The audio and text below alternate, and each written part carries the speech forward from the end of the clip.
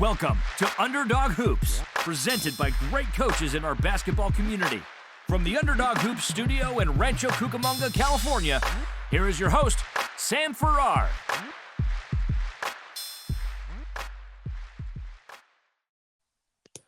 Yeah, there's a big all kind of parents spoon feed their kids tons of stuff, and it's like, and then you hear it after the fact about stuff, and it's like because the parents upset or the parents this and or that or whatever, and uh, I'm like, and then you get to a coach's meeting or something with your athletic director, and I just tell the parents like, look, if you think he's that great, like that's okay, but he's not better than this person. I don't bring up their name. I just say I don't think he's that as skilled as, or he needs to improve at this to get more playing time or whatever. Because a lot of that is in California. It's kind of um, oh, playing time, playing time, playing time. Not It's everyone's gonna, that's I would argue that's the same. I don't in California, Alaska, yeah, anywhere. I think that's anywhere you go. One of the things that's big with me, and I do it every year as soon as the team's made, it's level setting the expectations for people and for players walking through the door. So players know where they stand, right? That dynamic around who plays and who doesn't play. Players know where they stand. They know who's better. This guy's better than this guy, or this guy's better than. They figure that stuff out. What the pecking order is, real quick, like real quick. Like when you get your squad of 10 or 13, Yep. the players will. Little Jimmy and little Billy are option one and option two, and everybody else is option three, four. That doesn't mean that the other people aren't going to be involved, but it means when we need a bucket or we need a 2 points or a three or we need something to get a defensive stop, him are going to be involved in the play, like for sure.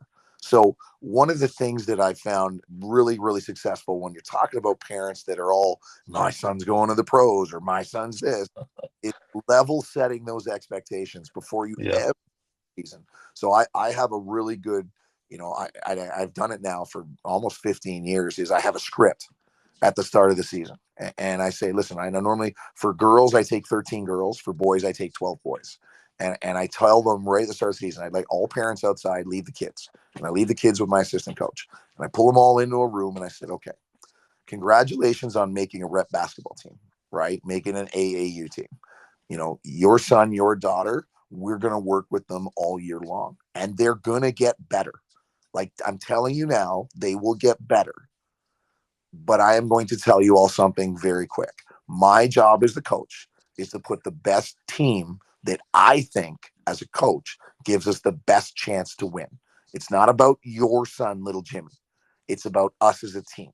Now, if you're not good with that, this isn't the team for you, because I don't put any one player, including my own, who is nationally ranked as a player, above anybody else. It is about winning. That is what dictates the difference. And if you believe that your son or your daughter is more important than the team and us winning, tell me and I'll refund your money right now. Because that level sets the expectations for all parents and everybody walking through the door. If it's about you and not about we, then we shouldn't be having this conversation and you should go look to play for another coach. And as soon as you have those conversations before the season starts, everybody knows where they stand. And then the last thing is, Exactly. I've done this, and I'll tell these guys all the time, I have done this longer than you have. I have played at the level that you're trying to get little Jimmy or little Billy to get to after they're done playing here. I'm going to tell you what it takes to play at that level. Now, you may not believe me, and you may want to go talk to other coaches, and I'm okay with all of that. But do not think for a minute that I am not putting what is best for this team first versus what's best for your son or daughter first. Because if it's about your son or daughter, then I suggest you go find a coach that's going to believe in your son or daughter more than what you currently do. Because right now, everybody's the same standard walking through the door. My job is to pick the best five to start the game and then substitute in the next best three. based on what I see for skill, what I see in how they're going to execute what I want to do on both offense and defense. And if you think you can do that job better than me, here's the whistle. She's all yours. And most parents, when you do that and have that approach, we're good. All good, coach. You have at her. And they all step back. I've had new parents. I've had parents come from other cities, other towns, far away to come and play for me. And they hear that and they're like, totally get it where we're coming from. Totally understand where you're coming from. It's refreshing, right? And the one thing I say, when because players do the same thing, they come up to you and ask, how do I get more PT? And the easiest thing I say is, okay, how do you get more playing time? You want more playing time, Billy? I said, yeah. I said, okay, look across there. You see Jimmy, Johnny, and Jason. Yeah. All three of those guys are better at what we do on our team than them. You got to beat one of them for their spot, for their minutes. You got to do something to outwork one of those three for their minutes. Because until then, you're fourth on the pecking order. And he's like, okay. And I'm like, so all the work that Billy, Jimmy, and Dean do, you better be doing twice as much. Because if not, you're never going to catch up to them. And so Exactly. it sets those expectations. And then some kids are like, well, I'm never going to get there, so I quit. And that's fine. You can quit. Some kids are going to be like, well, I'm going to bust my ass and work and the results don't come. You become a better player though. So you help us in the long run. And then there are some kids who just say, I'm going all in, and they overtake that person. They become better than that person because they were pushing themselves to the limit versus just doing the work. I'll try a little, like not really doing the work. Exactly. So I'm gonna kind of transition here. So what's your favorite? Do you have a press that you use, or what's You your favorite press? we use right now a lot, and I change presses up based on the team that I've got, right? So I'm a big proponent. You build your offense and you build your defense around the players that you got. You can't run the same stuff all the time. Exactly. Teams will be different. Your team from year to year, like my team last year, my starting five from front to back, from my point guard to my center, the average height, and it didn't matter, from the center was 6'8", and everybody else was 6'6", 6'5". All the same type of players, athletic as shit, long, lean, big, tall kids, long arms. So in that, we played a 1-2-1-1. The entire year, we played 1-2-1-1. And the center, your job is a goalie. You just stay at the back. Nobody gets a free layup. You block the shit out of anything, or you take a charge, or both. Everybody else, you are just use those long arms to swarm the ball. Like you're swarming the crap out of the ball. Arms are all over the place. Because most guards, like my starting backcourt last year, was 6'5", 6'7", 6'6". That's my 1, 2, and 3. So you're putting pressure on the ball. You don't have to be fast, but the minute you pick up the ball, get those gorilla tarantula arms going at the guards that are all 6 feet tall. They can't see over you. So, my boys team this year, I got a different team. I still have the 6'6" kid because that's my son. But now I got 2 little guards that are 6 feet, 2 little point guards. Well, now I got to change the dynamic. So now this year we run a 1-2-2. So I got 2 bigs. I got a 6'10" kid and a 6'8" kid as my back two. And then I've got my 2 little guards that are just like little mosquitoes. They piss everybody off because they're these little tiny fat guys. And then I've got Yeah. my son who's the 6'6" guard. He's just going to direct traffic with those long arms to one side or the other. So the bigs, really good job today with regards to communication. I'm going to take the middle. You drop back. I'm going to slide over. You got help. Weak side guard. As soon as the ball gets reversed, you haul ass to get back into the 3. So I'm a big proponent. You got to change up your offense. You got to change up, your defense. Sorry, not your offense. Depending on the personnel that you've got, right? It doesn't mean that it has to be perfect all the time, but it does mean that you can't always run. 4 years ago, I would run a 1-3-1, and that's all I'd run, a 1-3-1 half court trap, and just shade guys into the corner and then blitz the crap out of the corner. It's great, but the personnel that you got, the system has to fit the personnel. And you can work on getting the personnel to fit the system, but that's not kind of how things work. Square peg, round hole, right? Like it Yeah. doesn't necessarily always work that way. On offense, I'm a big proponent of 4 out. right? I love pulling bigs and pulling guards. All basically we stagger our offense. We have a line of four. The two guards on either side of the wing at about the free throw line, and then two bigs extended above the free throw line, and everything works out of that. And I'm a big proponent of that because bigs need space, and you've got to give big guys opportunity to move without. It's harder if you just put them on the block and they've got to read a double, because now teams double from they double from off ball, they double from on ball, they double from corner. Yep. So when you space bigs out, four above the lane, and you pull them above the free throw line, bigs get great opportunity to, one, brush screens, ball screens, ghost screens. There's all this room to pitch and catch. Like I said, we've got a 6'10" kid and we've got a 6'8" kid, and the 6'8" kid he's phenomenal. One of the hardest working kids I've ever had. He's about to sign with the University of Waterloo this week. So great kid, fundamentally sound, good touch around the net, great post footwork.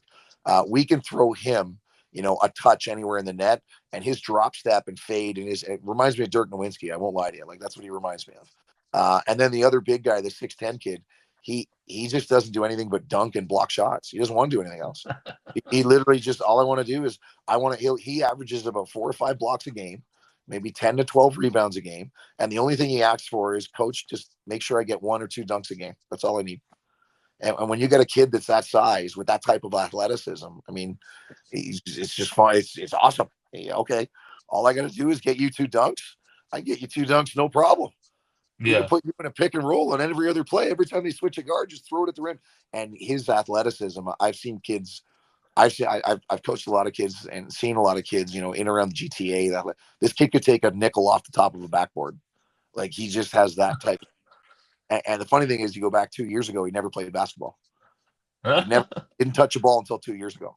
He's a rugby player, so he's got a little bit of grit to him too. Big kid, came out of nowhere.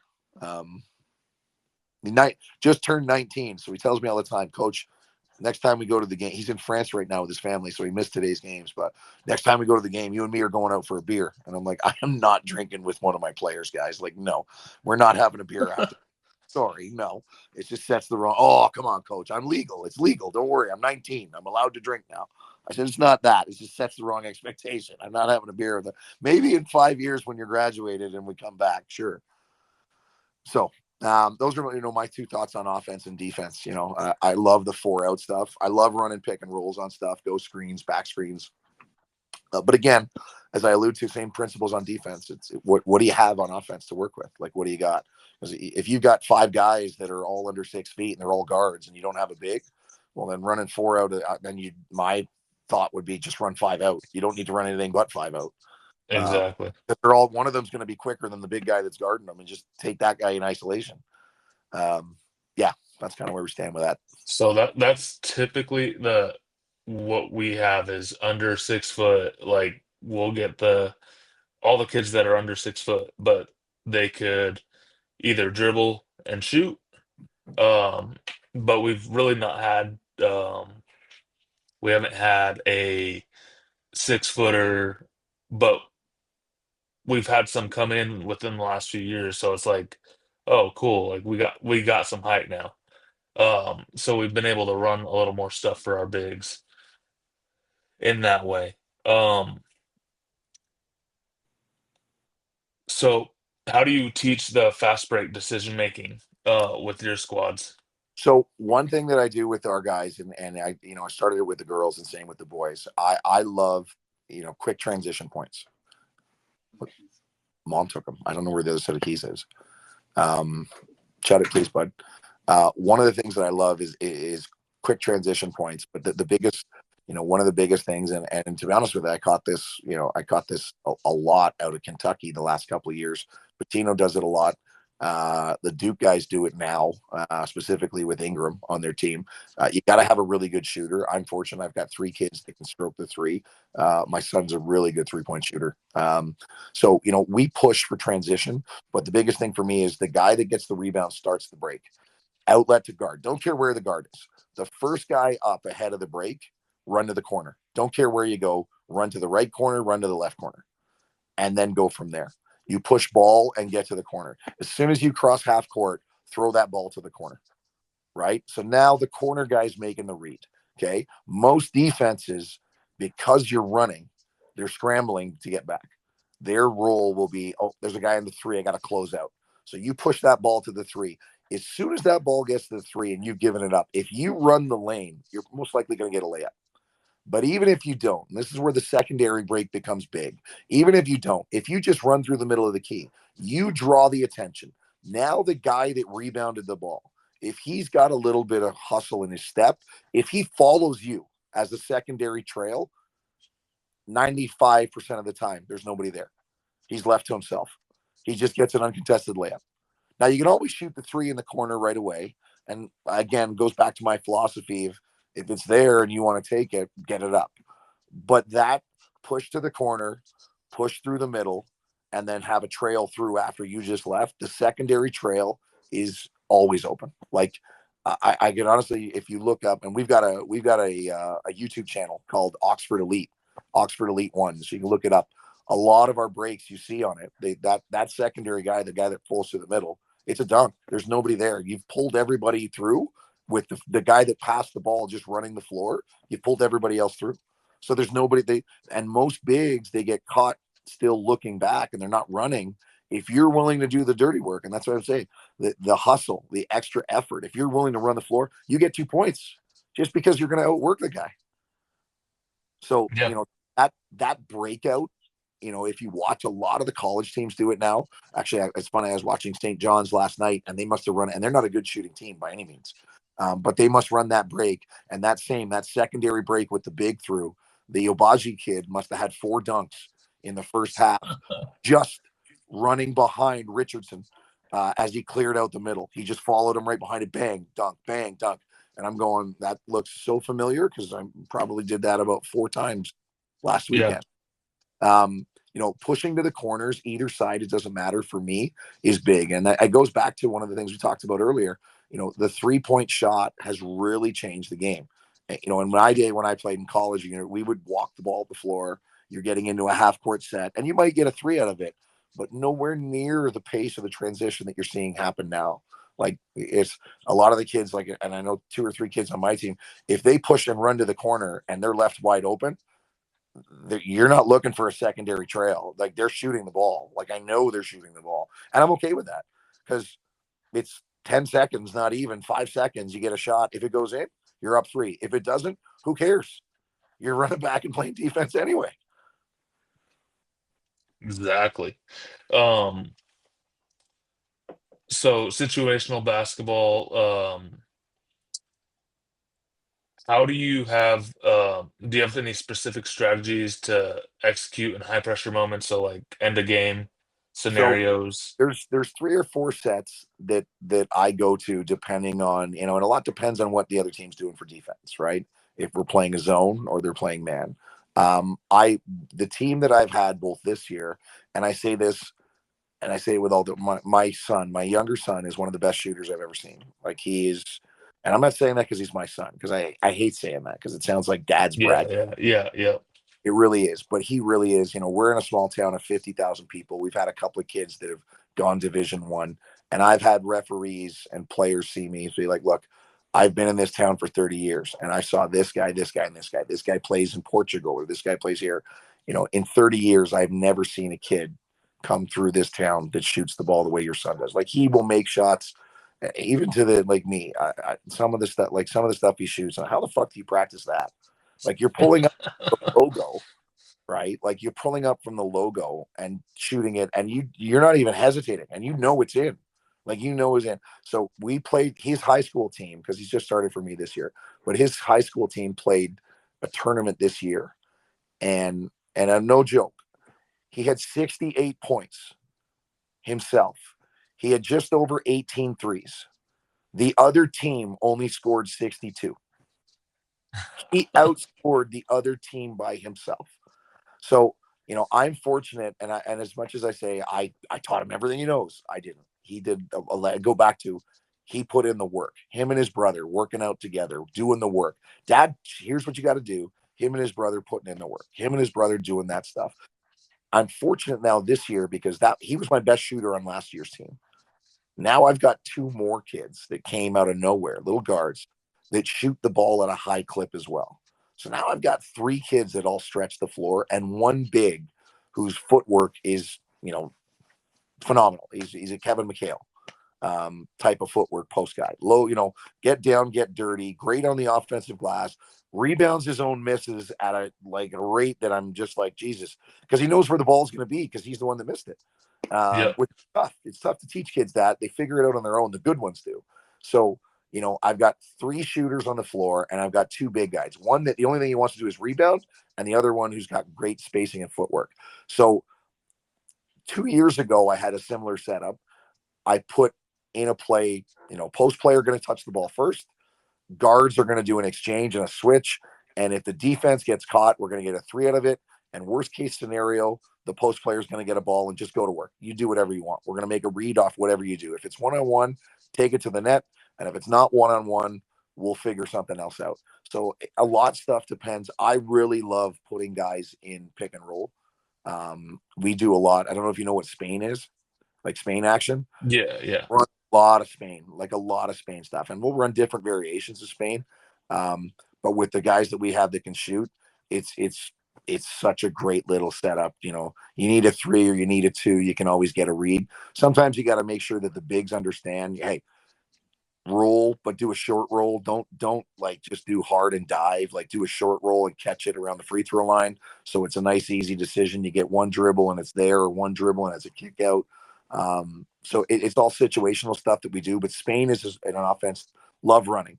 When we get something, because you can get a dump down, a dive down, a 3, or a backside cut, because the defender cheats so far up to guard the big that if he comes off and the other guy cuts, it's a touch pass to the big and a guy cutting. We got 2 of those today, which I was very impressed. Like our team, and I'm just coming home from a game, so I'm going to download the video of the games today. But our team's ball, we didn't shoot the ball well. I'll be the first one to tell you, we did not shoot the ball well. It's been a long week. We're on March break here, so we only had 1 practice. We'd have 3. We didn't shoot the ball well, but the ball movement today, one thing I drill on the guys: no heroes. Don't be a hero on this team. You're all good enough. You don't need to be a hero. Everybody eats. If everybody eats, we're going to be tough to beat. And the ball movement today. Now the shots didn't fall, but I tell you, if they did, the games would have been over 100 points. We put 78 up and 76 or 72. If they'd made all of let's say 40% of their threes or 30% of their threes, we would have been over 100 points. And that to me is okay. You're willing. There's a couple of times where somebody tried to be a hero, which, okay, you're going to the bench, slow down. Like, don't need you to be that guy. But then a whole bunch of the other times, just such good ball movement. And, it doesn't go in, that's fine. It just shows that willing and that trust, which is, to be honest, for today's games, we're missing 2 starters. We're missing that 6'10" kid. He's in France. And then one of the other kids plays prep basketball. He's not back until the end of the month. He's playing in China on an amateur pro series to touring around China right now. So it's kind of cool for him. Great experience for him to go to China for, a month or 3. I'm just happy we won 2 games. That's all. I'm missing 2 starters. I got 2 bench players coming off the bench, and somehow, some way, we end up walking away with 2 victories. So that to me is like, okay, sweet. I'll take it. Yeah. All right. One kind of last question. How do you, well, I know that this probably helps you with your son being on like your teams and coaching your kids. But like, how do you utilize your assistant coaches?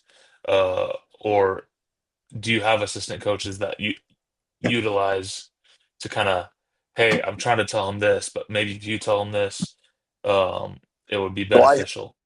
on the boys team, on the U19 team or U18 team, I've got my older son, who is in university, playing university and college ball right now. So he's back in another 3 weeks because their school is done. He's my assistant coach. So it's great coming from me, but when it comes from a university player, you're going to listen. Yeah. You're trying to get there. So that is really, really helpful. It's especially helpful, and I won't say this aloud, especially helpful with my younger son, because sometimes he won't listen to me because I'm dad, and no matter what, you're wrong. Yeah. But when it comes from my older son, different story. It's taken with a different grain of salt. So that's always helpful. On top of that, I've got another assistant coach who actually just finished playing where my son plays now. He's gone for 2 weeks to Portugal because he signed an amateur pro, like a contract with an agent. And he's looking at playing in Portugal and Greece right now, in Syria, Division B and Division A. So he'll be back. Hopefully he signs on and he takes a contract, but if he doesn't, he'll be back for later half of April. For the girls team, I've got a great assistant. Emily Pruxton is her name. She played for the club back in the 90s when she's a high school teacher, and a high school teacher. She's a coach for her local high school team. So she came on and started coaching about 2 years ago with me. Great girl, still relatively new, and she's learning a lot as we go along the way. But she's very much a firecracker on the bench. She's got me kicked out of 2 games. Because she argues with the ref, and the girls see her with that type of speak. So she's a big proponent of making sure that when the girls check in, they know what the expectations are. They know who they're guarding. They know what offense we're running. They know what defense we're running. They know where we're trying to get to on the floor before they go into the game. She's at every practice.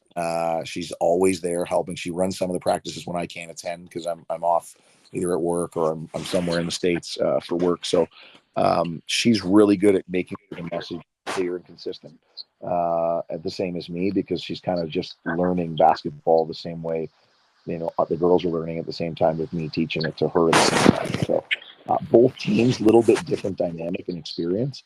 The boys team a little more so. They've got university and college players coming back that used to play for me, and they're the assistant coaches with me. So it's okay. Coach says one thing, I don't want to listen to coach. Okay, I'm telling you.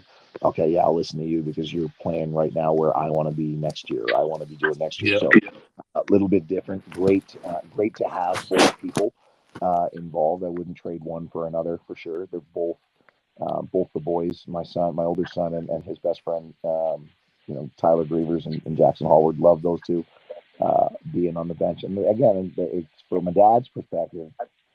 I get the best of both worlds, right? Because I get both my sons on the team again, playing with me. One's coaching because he's not allowed to play because he's overage, but so it's always a little bit. It's definitely a family thing for us.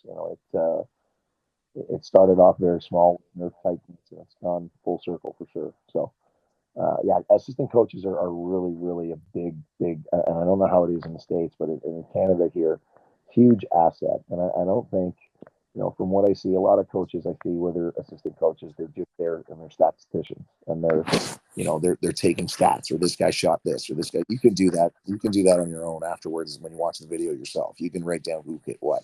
Assistant coaches should be, in my opinion, there to make sure that when the next 2 guys that are coming off the bench, or the next guys that are coming off the bench, he knows what we're playing on defense. He knows what we're doing on offense. He knows what who he's guarding. He knows the tendencies based on what he's been watching on the floor of the other player. And the assistant coaches, I don't have time to do that, right? I can tell the player when he goes to check in, but the assistant coaches should be drilling that stuff into them because they should be seeing it themselves. And then saying, hey, when you go in, remember, this guy likes to pull up going left, even though he's a righty. He comes off a screen and he tries to dip under the screen and push dribble through, blitz that, close that gap so that he doesn't get there. So those are all little things that if you have a good assistant coach, they're picking up on that. And that message is what's being given to the player before he steps on the court, right? Because there are sometimes what I see with kids is they go to sub in the game, and for the first minute and a half, they're trying to figure stuff out. I've got a new kid this year. That's him. He steps on the floor, he's trying to out, and I pull him away and I'll take him off and be like, dude, what are you doing? He'd be like, what are you talking about, coach? I just got. I'm like, but what have you been watching for the last 8 minutes that you've been sitting on the bench? Like, you're going in for him. So watch what the defense is doing when they guard him. Watch what he's doing on offense when he guard him. Like, you shouldn't just be sitting on the bench cheering. That goes without saying. You should be cheering and motivating. But you have a job to do when you get in. And what you're getting is you get to watch a TV show of what the team is doing that you have to play before you've got to go play it. That's your advantage. The starters don't get that option. You do. So, yeah. That sort of mentality and that's the extension of a coach to an assistant coach on the bench, right? To push that message along. Some kids just get caught up with watching the game. They just watch the game, and that's if you really want to have an impact and you want to be a player, that's the stuff. Those are the little things that you got to pick up on. Those are the little things that if you're trying to make it to the next level, those give you, if you're a guy that doesn't start, then watching what the player that you're going to have to check in for him has to do and how he's guarding him and how he's playing offense is such an advantage. I get this guy's right-handed, so I know if I push him left, he's going to be weaker, right? Those are things you can pick up sitting on the bench. How many players actually focus on that? How many players actually pay attention to that? Your assistant coach, if you have one or two, should be doing that to the player before you do. So that when it comes up, he gets up off the bench. Hey, this is what we're saying. This is what I'm seeing. This is what, you need to focus on this part. Take him out of this part of the comfort zone. Push him to the right. He loves coming back left. Push him to the right. Keep pushing him and we'll send help. So those things, as far as an assistant coach, is where they're most beneficial and helpful. I'm fortunate right now. I have one for the girls. I don't have one yet for the boys, but he's coming home at the end of the month. So Yeah, for me, I had a really good assistant this year. And he was like, "Hey, you gotta look out for this." And he also kind of maintained the bench, made sure that everyone kind of knew what we were in during the game and all that stuff. So really beneficial to have a really good assistant. My assistant also knew kind of what I was thinking.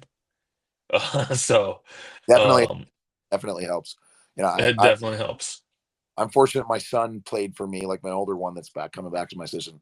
He's played for me since he was 5. So I don't have to worry too much about him knowing what I'm thinking because my phone's gonna die here. No, No, it's okay. I was gonna plug it in here. My son kind of knows what I'm thinking because that's what he was taught from the time he's 5 or 6 years old. So yeah. even though he'll tell me he knows more than me all the time, like it's never. I don't know more than you. All right. That's pretty much it, Coach. If I'll let you kind of get to whatever you got to do, but it was a pleasure to have you on the No, appreciate it podcast. and really appreciate having me. I will. I'm going to go back and look at how many times I've screwed up during this interview. I'm sure it's going to be posted on Oh, the podcast.